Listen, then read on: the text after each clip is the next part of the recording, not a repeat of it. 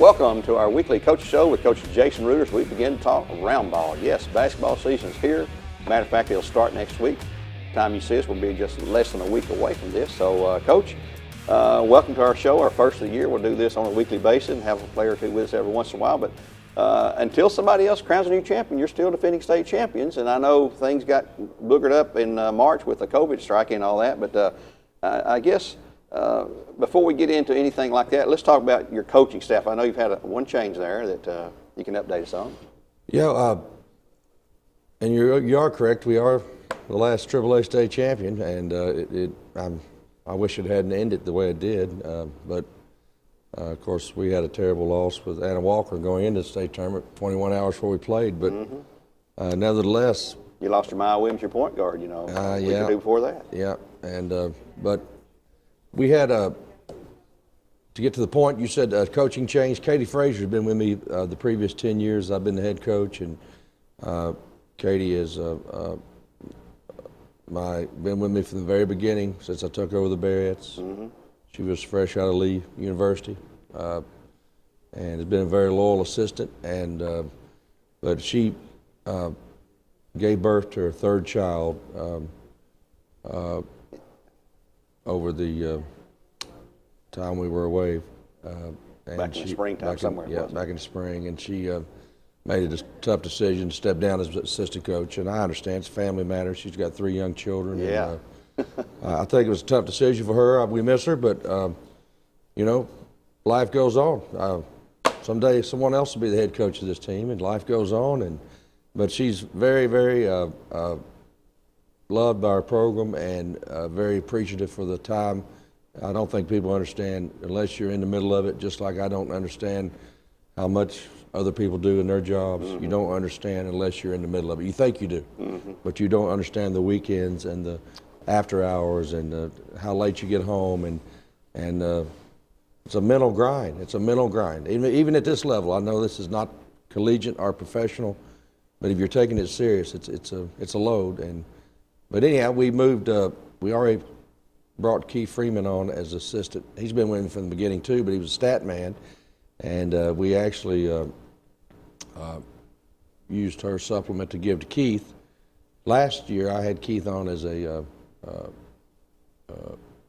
assistant coach the last 2 years, but then we've a familiar face. You're going to say, what's his role changed? He's still my stat guy. Adam Belford is now officially part of our TSSAA staff, a non-faculty coach, but his role, he's taken on a little more of a, and he's my analytic guy. He's been doing that for the last several years. He's good at it too. Yeah, and he's actually now a certified TSSAA.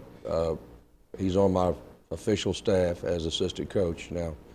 He's still young and learning, and I don't know that Adam, what his future ambitions are about coaching, but he's taking on a bigger role, and I think you see him subbing around school here all the time. Oh, yeah. I mean, I think his phone rings 4 days a week, and just like yours probably does too. But so anyhow, that's the staff situation. Still got Amy Tinsley. She'll be the head JV coach. Keith Freeman, and then Adam Belford. Well, looking at your past record, 10 seasons under your belt, 295 wins. My math says that's about 29.5 wins per year. That's a pretty hefty record. 37 losses in 10 seasons, 10 district championships in the tournament, 9 district regular season championships, 9 region championships, I believe, in the tournament, 1 state title, 6 times the state. I mean, there's not a whole lot. You've accomplished everything that's possible to be accomplished as a head coach in high school in Tennessee, but it just don't end there. I mean, it just keeps on. I mean, I know you love doing what you're doing, and you want to repeat all of that. And I guess the first question I'd like to ask is, the last broadcast we did of basketball was our final girls game back in March, and I had the foresight, I guess, maybe if you call it that, to ask Dr. Cash, who I interviewed during our pregame show, this COVID thing we keep hearing about, do you think that's going to be serious? Well, we know 2 days later, Bradley County School shut down for the rest of the school year. We did come back in August at the right time and so forth. But the protocols are in place at all the schools across the state. How has that affected your program? I know you were very limited back in the springtime of what you were allowed to do, when you could do it, where you could do it, and who you could do it with, I guess. Just to give you a quick to cover the whole COVID thing, we were limited. We kind of were all sitting waiting for word, for direction. The whole country kind of came to a standstill there for it seemed like a couple of weeks, and then it affected every facet of life, not just basketball. But right. So after we lost that last game, just in a few days, like you said, school shut down. So we didn't come together again until I think we were allowed to start practicing again, and around, forgive me, I should know the exact date, but it was around the 1st of July. We were allowed to come back, and then we were not allowed to play any other schools, so we haven't played anyone, nor should have anybody. There's been some AAU events go on out of state. I don't know about in-state. I know a lot of my girls that play, they went to Birmingham, Indianapolis. Okay. I was going to ask you about that. Some of these tournaments moved their, tournaments they've got a name to them, but they can be played wherever you want to play them. And so some of that kept going on. But yeah, we were shut down, and I think football was allowed to come back first because their season was coming up, and then volleyball. And so we practiced, and then we had a 2-week we had a couple positive cases right before school started, and they decided to shut our girls program down for 2 weeks, everybody. And that's the thing that's hard to grasp is the contact rule. It's the way I understand it, it's 15 minutes. 15 minutes, 6 feet, uninterrupted. Now, it was we just couldn't pinpoint. Nobody at that point. We were so early August. School was starting on Friday. First case was Wednesday for us. We had another case on Thursday, and our powers to be decided we just probably need to shut it down. And I don't, quite frankly, I don't know that I blame them at that point. I didn't fight it at all. We were all a little nervous. We didn't. I think school has went a little better than we ever would imagine. I think that's my opinion too. I mean, I'm up here an awful lot, and yeah, we've had a few cases, and we've had some quarantine, but I've had a couple of individuals. The biggest concern is the contact tracing. I don't mean to sound any reservations about COVID being real and it's serious, but most of these teenagers. Last time I looked, we have one teenager in Tennessee that's died from COVID. Yeah. But we know it's killing elderly people. We know it's even some not that old people with some health issues. Right. So it's got to be taken serious. But the contact tracing is the biggest concern. It's what's affected us the most, Gary. If you've got a girl sitting in class, and we're keeping very detailed seating charts, and if she's sitting next to someone who has a positive case, they're out for 2 weeks. And now that we're in season, I think we're all keeping our fingers crossed. We're anybody who's played sports, it's not just you say, well, you missed 2 weeks. Well, it's not that you missed a couple games or 4 games in basketball. It's 2 weeks of conditioning. Yeah. And then, and there's a lot of that goes on. People don't see that from not close to the program. Our neighbor up the road, I hear Walker Valley right now, their girls' program is shut down for a couple of weeks, and they come back and they got 1 day of practice, and then they play a game. That's pretty daunting. I'm not sure physically. I don't know that. I'm worried about a girl being out for 2 weeks and coming back and trying to play immediately. Now you say keep yourself in condition, keep yourself in shape. Your dedicated ones will do that, but they're not going to be able to duplicate what we do in practice. Right. And I wouldn't have either, and you wouldn't have either. No. And so that's how it's affected our team. We didn't play anybody. We were going to play Baylor if nothing happens on November the 17th, and we will have not played anybody but ourselves since last March. Early March. Yeah. And by the same token, if schools are obeying the rules, they've not played anyone either. And you think everybody, for the most part, as far as we know, everybody's obeying the rules, and we hope they are. If you're a TSSAA member, you have not been allowed to scrimmage anyone. It doesn't matter. I know private schools don't follow the same umbrella as we do as far as protocol, but when it comes to TSSAA rules, they do. Are there serious consequences? Baylor should have not. Baylor surely has not played anyone either. Well, let's go ahead and take a look at this year's Bearettes team. I know last year you lost 4 seniors last year, and this year you have 4 more seniors, I believe, on the team. And it's way too early to talk about starters, I guess. I mean, I'm not going to ask you to name the starters, but who do you see in your mix of the first group? And I understand you're going to be pretty deep again this year. And I think depth will be our strength. I don't, obviously I'm going to go ahead and name her. We're going to, Anna Walker, our biggest concern is replacing her. She's a dual threat. We've not had many pick and pop players in my previous 10 years here that can play inside and out as well as Anna. Yeah. And we have a lot of good returning players. I'm not saying that we don't. I just don't have one quite like her. Right. Of course, then you lose Camry Mayo, you lose Alexis Barnes. My daughter graduated, Amelia Reuter. They all led in some different aspect. They all had different qualities they gave to this team. And but Camry Mayo's at Tennessee Wesleyan. Obviously, she is a tremendous player for us. But Anna Walker is the one person we're trying. Not quite found who's going to fill that role. She led us in rebounding and scoring. Of course, played a lot of minutes, and that's why it was so detrimental that last game. We just had 20 hours to try to replace her, and you couldn't. But depth is going to be one of our strengths. I can tell you, we've got about 10 girls. We've got 22 girls in the program, but I'm going to be sincere. We got 10 that are jockeying for starting positions. Oh, now, really? That's a good problem to have. Yeah, and Jemiah Williams, as you mentioned earlier, she tore her meniscus against Cookeville in end of February, first round of the region right here. Finished the game with a tore meniscus. She did it in the 4th quarter. She had complete meniscus reconstruction surgery just a week later. Mm-hmm. She's at the state tournament on crutches, but it's taken. She was just released for contact about 3 weeks ago. Oh, really? And then the knee swelled a little bit, and we took last week off with her. Luckily, the doctors do not think it's a meniscus problem. They think maybe she strained the back of her hamstring, right there where it connects to the bottom of your knee there. So we took her, but she's been practicing this week, and she adds a lot of energy to our team. I don't know that you're going to see anybody with big gaudy numbers on this team. You're not going to see anybody averaging 20 points. You're not going to see anybody averaging 10 rebounds. But what you're going to see, I think, is on any given night, a lot of different people. And quite frankly, I enjoy coaching that way. I think it makes you harder to scout.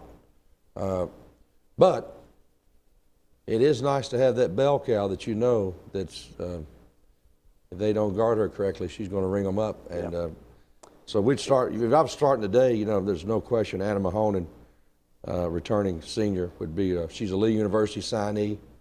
She's missed her sophomore year with a broken ankle. Right, I remember that. Or torn ligaments, actually. She tore it in volleyball, and she tried to come back in volleyball and couldn't. And she came on last year and had some very big nights. I think you remember. She sure did. And oh yes. So Anna Mahonen would definitely be starting. Jemiah Williams, as long as she's healthy, Jemiah Williams will be a starter for us. And I think another young lady that came on the scenes, and I don't want to jinx her. Sometimes you get that sophomore curse. You hear it in college, I think more than high school. She came in and everybody's like, wow, Sloan Carpenter. She had to start her first game. Her first meaningful minutes, let's be honest, in a varsity game, in an elimination game at White County. Loser goes home. We played Ray County, who had one of their better teams they've had in 20 years. Yep. And Sloan came in and played like a champ. And then she played well again in the region finals, and she played in sub-state. And the state tournament, she got in a little foul trouble early. But so Sloan Carpenter would be penciled in as a starter. And after that, let's start with the seniors. You got Kelsey Carmen, who's a volleyball, basketball player. Could easily start for us, a senior. I'll start with the seniors, Ashton Estrada. Ashton Estrada is a long, athletic girl that is about 6 foot, who's going to give us probably more of a defensive presence, but she's actually improved her offense too. So I don't want to shortchange her. She has committed. Sometimes we say signed. Nobody's signed yet. Right. We're actually trying to line up times for them to have a signing day right now, but we got to be careful because of the COVID. I don't think you're going to see us with any signing parties. Right. I hope not. Yeah. So Ashton has committed to Bryan College over in Dayton. Mm-hmm. And you got, she's competing for a starting position. Seniors, we did Mahonen, we did Williams, we did Carmen, we did Ashton Estrada. Juniors, Ashlyn Cretton, volleyball, basketball standout, 5'8", athletic. Is really a lefty who shoots right, so she's ambidextrous. She can go either way, and she's a very athletic girl, and she's competing for a starting position. As a junior, another junior who's going to be, somebody's going to see her this year and go, where's this girl been at? Carsey Weber. She is probably our most consistent three-point shooter right now, Carsey Weber. I know that you know our program. You probably know who Carsey is. Yes, sure do. But the average Joe coming to the games will say, well, I don't remember that girl from last year. She was, she's grown an inch or so or two, and if you leave her open, she's like money in the bank. So I'm giving away a little scouting report here on us. Carsey's in the mix, and then I'm looking at juniors that have a starting chance. Caitlin Leffert would not start for us, but she's a lefty who could, her primary skill, her best skill is driving left and shooting the three ball. She's a lefty, and she'll be in when people zone us. Caitlin Leffert will be in there and knock down the three. You can tell that I'm rambling here pretty bit. These kids have a lot of different, some of them have different strengths. It's my job and my coaching staff is to utilize that strength. Another, Siler Falcon, another junior who missed last year. She had a herniated disc and a ruptured disc and a torn labrum in her leg. Still is in pain, but able to practice through it. And I don't want anybody to think that I'm practicing anybody that's not been cleared by a doctor. I'm just saying that she has some days where her back bothers her, but she's a 6'2" junior. Boy, I could talk about what last year setting out, how much it hurt her, but I can also tell you that she is improving daily, and she is, it's hard to teach height, Gary. 6'2", right. Yeah. She's got long arms. She can go left, she can go right. She's in the mix. And then a little, very likely this girl will be starting today. Hannah Jones, some of you saw her. She came in, I actually put her in when the cheese was on the cracker, as I say, in the state tournament last year. And she's long. She reminds me a lot of Anna Walker, long and lean and athletic. Mm-hmm. Can run the floor. You're going to see flashes of Brooke Copeland type running the floor. She's one of these girls you got to tone down, not tone up. Oh, really? She's aggressive. Yeah. We've got her stretched out here a little bit for 6 foot. She's probably about 5'10" and a half, 5'11", but she is definitely could very easily start today if I was starting a team, and I think people will be. The Jones name is pretty familiar here at Bradley Central. She's her dad is a cousin to Dell Jones. I think we remember him. Yeah. So, and then you got one more sophomore, McKenna Miles. Right, I remember her too. She's a speedy young lady who can run the floor. We got a lot of speed. That sophomore class with Carpenter, Jones, and McKenna Miles, there's a lot of speed there, a lot of speed. And McKenna Miles is working hard every day. She could come in and start for us. I don't think we'd miss a beat. So I've just named 1, 2, 3, 4, 5, 6, 7, 8, 9, 10. I actually named 11 girls, but I'll put it this way: we took pictures last week, and we did 5 different photos because I didn't know which one would be the official varsity photo. And sometimes you have to take one at the end of the year anyhow. Someone may decide not to play in the middle of the year, but that's how everybody's up in arms about how close the president race was. Well, my starting lineup is in the same boat. It's that close, and we're waiting for the final tallies to come in. You haven't declared. I have not declared, and I want people to understand this. They may see a revolving starting lineup for us this year. Well, nothing wrong with that. It may change from night to night, and You know, one of my key points today in practice is to explain, you know, why you may come out and why you may go in, and you may say, well, I did nothing wrong. Well, they went to a zone. I need Carsey Weber in there. She can knock down the three. They went to a big lineup. Ashton Estrada's in. Siler Falcon's in. So it's a game. It's a chess match. And I have found this, Gary, and I think you could probably say this. When you find a coach that likes his team, he's probably got a pretty good team.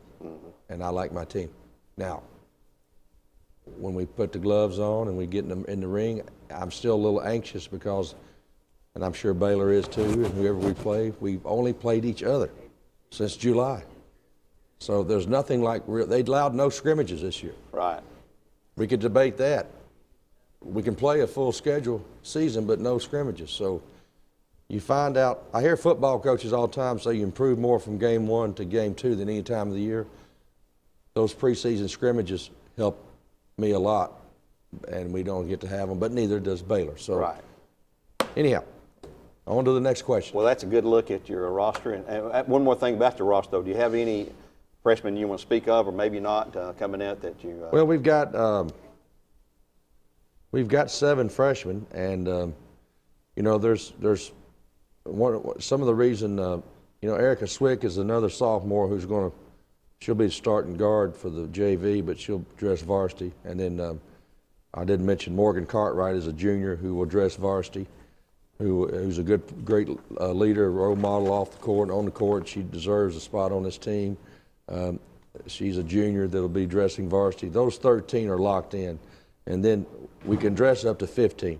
So the reason I took 5 different pictures is I could dress none of those freshmen. I could dress 1. I could dress up to 2. So those freshmen, I hate to label them right now because we got a couple that are maybe separating themselves a little bit in practice. But today is practice number 8 on the year, official practice. So we still got Thursday, Friday, Sunday, and Monday. So. And, you know, it may be a thing. I've set all of them down, and the ones that have a shot, and I've told them, look, I know you're anxious. You know, it means a lot to a girl to get that varsity uniform. Oh, it means a lot. Yeah. And I don't take that lightly. You know, these parents have entrusted me to coach their young daughters. I've learned this, what sometimes you think is a grain of salt, this young lady may be hanging on every word. And these parents may be hanging on every decision you make. Who I decide to dress varsity is an indicator who I think deserves it, but it's not an indicator of the end of the road. Just like the starting lineup. If you're not starting and you think you should, then go out there and prove it. Go out there and earn it, because I promise you, I'll change my mind. If you can show me a better way to do it, then I'll do it. So 7 freshmen, that's a good number to have. And Jalea Lindsay, Grace Phillips, Casey Jeffries, KK Morris, Callie Brewer, Maddie Sims, and Hannah Goins. And they're working hard every day, and you know, they're learning the Bearette way, and I think that I'm very proud. I can say I'm very proud of all these girls. They're working very hard.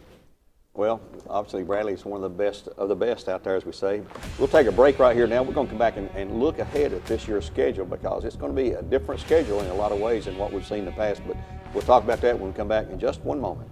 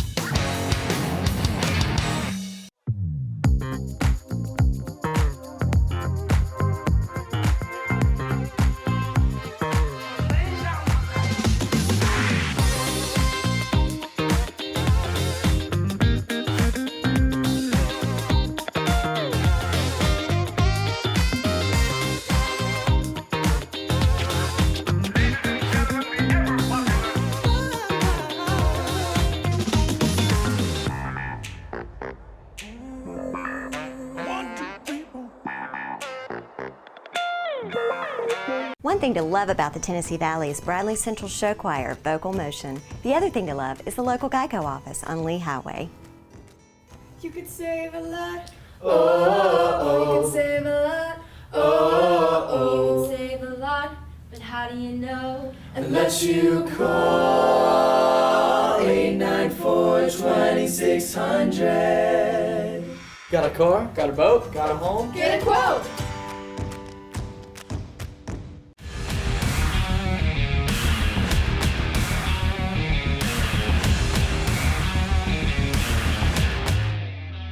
Welcome back to our Jason Reuter Coaches Show. Coach, let's get into the schedule this year. It's a different look. You've got teams we've not played very infrequently, maybe in postseason or away tournaments and things like that, but you've got 6, 7 games or something like that where it's just a girls-only matchup here and some teams that we're not used to seeing on our schedule, but it's a good look, I think. And you're going to play some, you didn't go for the cupcakes, that's for sure. No, I don't think that we should. You don't take a donkey to the Kentucky Derby, but I think I got a team that's somewhere in the mix. We don't know as much as we would on most years because we had no summer camps, but I think we're in the mix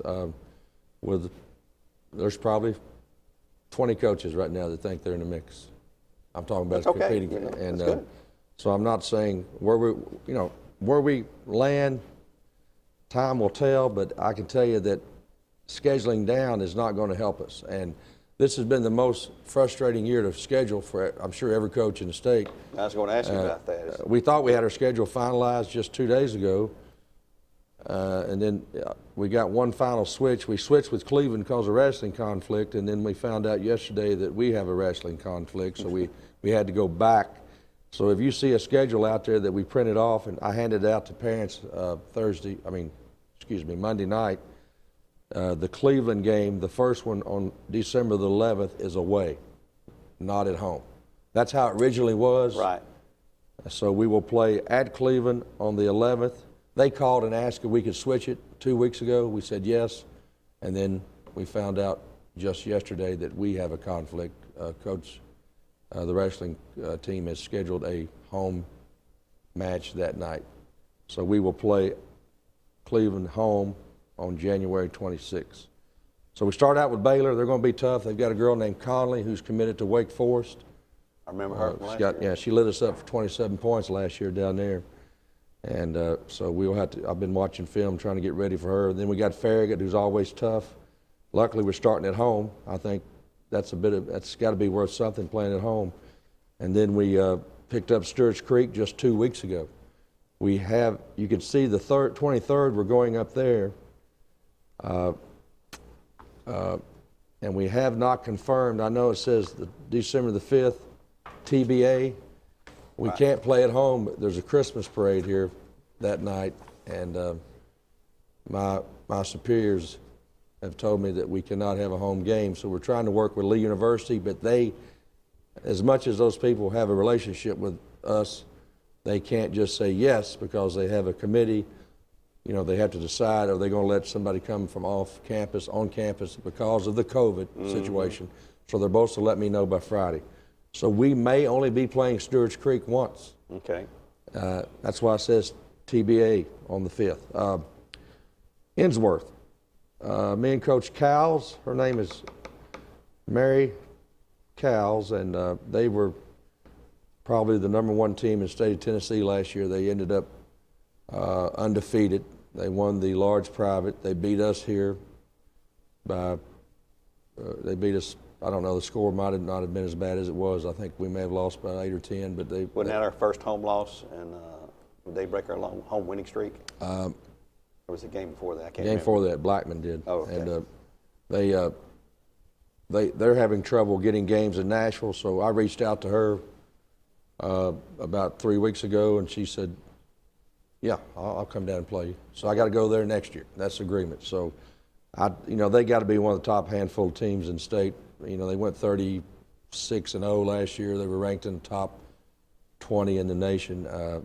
They lost a very, very good player, missed basketball, but they've got the majority of their team coming back. They weren't a one-team program, I can promise you. It'll be a challenge for you then when they come to town. And that's on a Saturday after Thanksgiving. We're not having our Thanksgiving tournament and I'm disappointed. I think we've had 22 or 23 years annual tournament. We just could not get a commitment out of enough teams. I even tried to make it a classic. There's so many teams that are not being allowed to spend the night, and there's people not wanting to travel, and it's just, so the best I could do is I've got us maybe the best team in Tennessee coming in on that Saturday. It's girls only, 2 o'clock tip. And then we got Meg's home and away. You know, we had a gunfight over there last year. And then, of course, over here we pretty well handled them, but we were going through a little adversity right then, and I think it showed how quickly our girls responded. We went from that to 3 weeks later, whatever we won by 2 or 4, and we won by 36. So then you got Blackman on the road. They've got to be one of the top 8 or 10 teams in the state. New coach, but it's an old name. She retired a couple years ago. Her name is Coach Grandstaff. You may remember her from Oakland. Oh, yes. She got out for a couple years. She's back in. I know her well enough. Jennifer would not take a bad job. They've got an SEC level guard. That's on the road. That'll be a challenge. And then we already mentioned Stewart's Creek. Signal Mountain. I talked to their coach this summer. The word on the street, they could be the best team in Hamilton County. I'm not sure about Hamilton Heights. I'm talking about TSSAA. They've got a big girl in the middle, and they've got a couple really nice guards. So they're gonna play us here. We agreed to go there next year. And then you got the Cleveland game, East Hamilton, Dalton. We haven't played Dalton since I was back with Kent Smith and the boys. I bet we hadn't played Dalton in 18, 19 years. So we're going down there. They're going to come here next year. And that's a game I think should be played because you've got border rivals there, you know. I wish we played them in football. I wish we played them in all the sports, but. Well, we've had a hard time over the years. Because of that. We've reached out many times. I think we went to Northwest Whitfield once. We've been to Dalton. We played them home and away once in my 24 years here, boys or girls. So it's just, for whatever reason, I think it'd be a great border war. But one time they said they had so many teams in the region they didn't really need to pick up any games. That was what they told us. So Christmas, there's no Christmas tournament per se, but we are going to a classic. We're not allowed to spend the night, so we're going to the 28th and the 30th. We're going to Riverdale. We're playing Madison Academy on the 28th. They are 5A. I think there's 7 classes in Alabama. I'm not sure, 7 or 6. I believe it's 7. Okay, they are 5A runner-up. That's all I know. We play them on the 28th. We come home. We'll have one night here. We'll get to practice on the 29th. We go back on the 30th, and we're going to play Houston out of Germantown. A little rematch of the 2019 state finals. So I thought that was interesting. Yeah. I didn't pick those games. I called to get in this, and that's just how they matched us up. And then, of course, we have our district record. We come on down. I don't think we've ever played this team in my time here, Knox Catholic. An old friend of mine that was at Daniel Boone, he has taken a job at Knox Catholic, and me and him connected. That's a connection there. And so you see we're playing them on I think both those games may be Saturdays. The Siegel away, that is scratched. You can count that off on the 11th. Evidently there's some debate up in the Rutherford County. Maybe they don't want to play anything but district games after the Christmas break. So it's going to be a wild year. This schedule will change. I can almost bet you that it'll change, and I'm not sure what the future holds. I just know if we're scheduled to play, and we can be there, we'll show up. It's a wild time. I think you're going to find. I'm not saying this that I'm worried about. You know, we want to get as good as we can for the state. We want to win the district tournament, win the region, and play in Murfreesboro. You know our goal. It doesn't change. We want to win a state championship. Now, if you had to pick the Bearettes and take everybody else, your money better go on everybody else because the odds. I'll give you any one team right now, Gary, and we'll bet lunch if you want to do that. Take the field. Yeah. But that is our goal, and we're going to work very hard. I pray that the good Lord keeps us safe, keeps us healthy. This COVID thing is going to cause a lot of confusion, and you're going to look at the paper or you're going to look online and you're going to see a score very soon, and you're going to say, my Lord, they must have really fallen. That team, they usually win that game by 30 points. All it takes is 2 or 3 players, 1 player on some teams. Yeah. Or you could be going through a 2-week shutdown. Imagine this, you got 2 weeks of shutdown, and the very first day back, you have a game schedule. Boy, you had a lot of time prepared, didn't you? Yeah. So that's the thing that's going to be very, very, are you going to reschedule those games? Or how much, what if me and you try to work with each other, but you coach, I don't have any other dates open. So that's the thing that's going to be very unusual this year, is how we're going to get through this together. I hope that common sense prevails, and I hope we do the right thing as mankind and try to work with each other. And let's just hope that we have a full season. And I know we got through volleyball. Football looks to be getting very close, you know, just a few weeks away. I don't know why we can't in basketball. We did it in those two, but I don't have a crystal ball. But I do know that we're working very hard.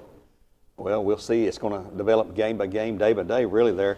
I know in the media day, the Bearettes were picked to win the girls' championship of the district again.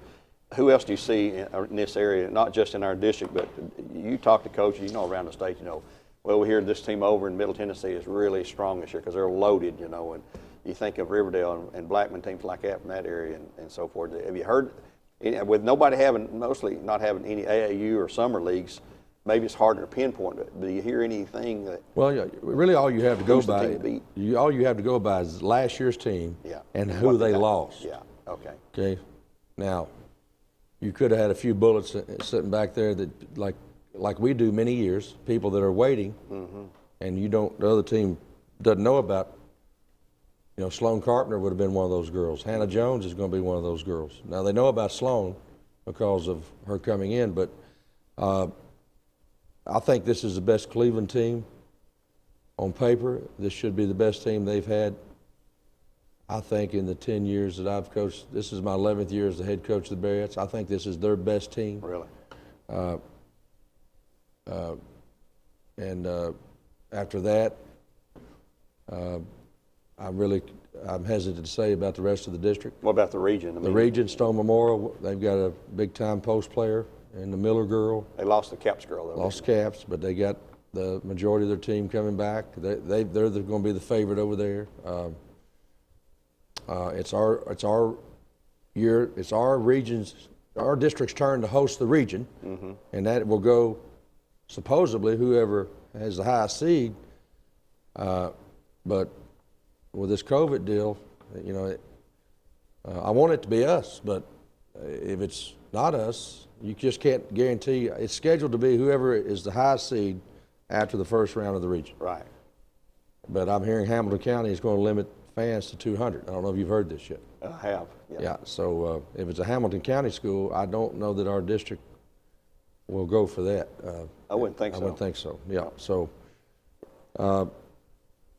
one thing I'd like to ask you too, we've talked about teams and all, but in your 10 years, do you have any idea how many different girls that you have seen move on into college ranks? We counted them up one day back there in your office, and it was an amazing number, I thought. oh, you're talking about from Bradley Bearettes program? Yes. Oh, I'd have to sit down with pen and paper. You know, the most recent is Anna Walker going to UTC, and Camry Mayo's going to Tennessee Wesleyan. It's in the 20s, I think. I think Easy. probably low 20s. Yeah, that's an interesting fact. You think I would have a little note card with that on there, but I am very proud of that. But that's a testament to their families and those girls.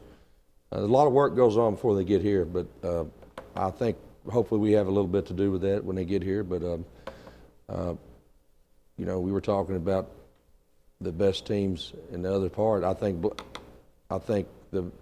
by and large, everybody thinks Blackman is 1 and Stewart's Creek is 2 up there. And you're we're going to play playing both of them. I think everybody thinks Innsworth is favored to win the private, and we're playing them. But that's the kind of teams you really want to play. I mean, you know, the year we won the state, you know, the year before we went unbeaten until the final game in the semifinals over there, and then the next year we went and played some stronger teams and lost 3 games, but then won the state title. I think that is a testament to itself about what playing that kind of competition can do for you and give your girls confidence even though you lost Well, the season, but you know what you have to do. Yeah, I think, without interrupting you, look, with the schedule we're playing, we could lose. You know, I hate to say it, but I think if we, right now, with the way things have went, I think if we lose 7 or 8 games, people will probably be saying, what's wrong with the Bearettes? Mm-hmm. And I've been blessed. Coach, you know? Yeah, we could lose 7 or 8 games with this schedule. Yeah. Especially this year, you don't know. Anna Mahonen's out, Sloan Carpenter's out, and Hannah Jones is out with COVID. Man, if we're playing a good team that night, and they don't have somebody out. Mm-hmm. But luckily, if we gets into the most ammunition, I've got a lot of bullets, and that's the strength of this team. The one fear you have is, and I'll say it again, not to harp on the negative, I'm expecting us to play an entire season. I'm expecting to crown a new state champion. But the fear is if you shut your whole program down for 2 weeks, that is unbelievable amount of time to try to get your team back. Mm-hmm. 2 weeks. Think about that, 14 days. We'd let them off. We let them off. They may get off 4 days at Christmas. I was going to ask you, how long a break would you have during the regular season? I mean, we may, Christmas Eve, Christmas Day. Yeah. A lot of times we've jumped in a plane on the day after Christmas, and no, that was before Christmas. I'm sorry, I went to Phoenix, or we drove to Naples the day, after Christmas. So, and then I try to give them some, it's usually a couple days here, a couple days there, a day here, not 14 in a row. Right. That's the thing that's scary about this year, and let's just pray that it doesn't happen. Well, that's all we can do, and try to keep everybody healthy and injury-free. Last year, the injury bug got us with Walker and Jemiah in a big way there, but like you say, you're 10 deep this year, at least 10 deep, so hopefully it would overcome any injuries. You hate to see anybody get hurt for any team, not just the Bears, but you hate to see any kid get hurt in any sport, and that's just part of the game. They say basketball's a non-contact sport, but brother, I'm telling you, you probably not watched many basketball games if you feel that way, but it becomes very rough. But it's pretty physical game, and there's going to be. I've never had a season with no injuries. Right. Looking back, people's asked me, what if you get a COVID case? What are you going to do? Well, they're going to set that person out, and we're going to contact trace, and we're going to move on. You can't sit here worrying about what ifs. No. Look, we're doing the best we can. We're mitigating the best we can. We're sanitizing, and I learned a long time ago, worry about what you can control and don't worry about what you can't control. And that's easy to say, but those girls that are sometimes marginal players in your mind, when they go out, they turn into all-staters, so all I can say, it's fair for everybody. I would like to see the best team win. That's what some people, it's American way to pull for the underdog. I'd hate to see the best team not win a district or win a region or win the state because of COVID. That's right. What I would hate to see. Play it on the floor and let the best team win. I agree with there. But Coach, we'd like to thank you for taking time out of your busy schedule. I know you're getting ready for practice and all that. And we'd like to thank you again. And this will be something we'll try to do each week, and bring a player along maybe and talk to someone who's on the team and get their thoughts and feelings about you and the staff and everybody else there. But remember, we'll kick off the season next Tuesday night. Girls only. It'll be a doubleheader at 5:30 and 7 o'clock with Baylor coming to town here. Then next Thursday, though, we'll have a Hall of Champions, I think it's called now, not Hall of Fame, doubleheader, girls and boys, beginning at 6 and 7:30. That will be Farragut coming here to Bradley Central High School. I invite you to come out to all of those. Remember, there will be social distancing inside the gymnasium. I think it'll be limited, Coach Jackson tells me, to half capacity, which should be no problem. Or 1/3. 1/3. Yep. 1/3. Well, that's something I just found out then. We're going to be at 800 and something is going to be our limit. Okay, so there you go. So, folks, I'd advise you to get here early. That you will need to wear your mask. That's mandated by the TSSAA. If you're on site, unless your child is under 2 years of age, everyone will have to wear a mask inside, and they will ask you to social distancing. You'll hear that announcement made over and over at all of our games this year. So that's statewide. It's not just here at Bradley Central. So we encourage you to come out and watch your favorite team. Here's the Bears and Bearettes. Until next time, we'll say so long for now. For Coach Reuter, it's Gary Ownbey. God bless and go Bears.